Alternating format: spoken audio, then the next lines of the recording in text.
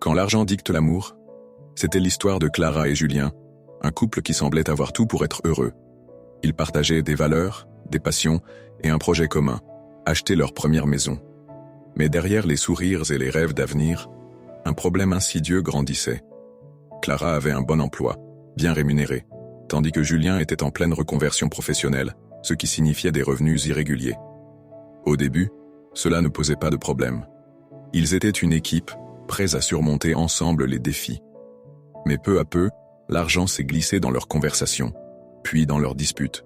« Tu ne contribues pas autant que moi », lança Clara un soir, fatiguée après une longue journée de travail. « Et toi, tu ne comprends pas ce que je traverse », répliqua Julien, blessé. Leur amour semblait solide, mais une force extérieure semblait vouloir tout compliquer, le poids des attentes sociales autour de l'argent. En discutant avec des amis, Clara entendait souvent « Si ton partenaire ne gagne pas assez, c'est un signe de déséquilibre. Tu devrais faire attention. » Julien, de son côté, était bombardé d'injonctions comme « Un homme doit subvenir aux besoins du couple, sinon, il perd sa place. » C'est là que j'ai commencé à voir un schéma. Et si ce conflit autour de l'argent n'était pas entièrement de leur faute? Et si ces tensions étaient le fruit d'un complot social? Dans une société où tout est monétisé, les relations amoureuses ne font pas exception. On nous vend l'idée que le succès financier est la clé d'un couple heureux.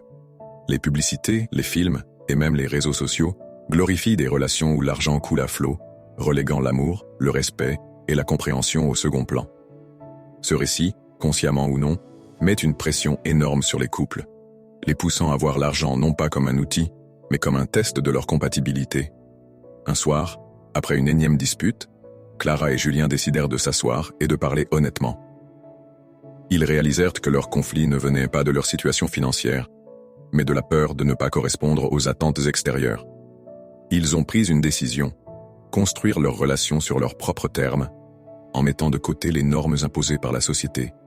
Julien a trouvé des moyens de contribuer autrement, en prenant en charge les tâches domestiques et en soutenant Clara dans sa carrière.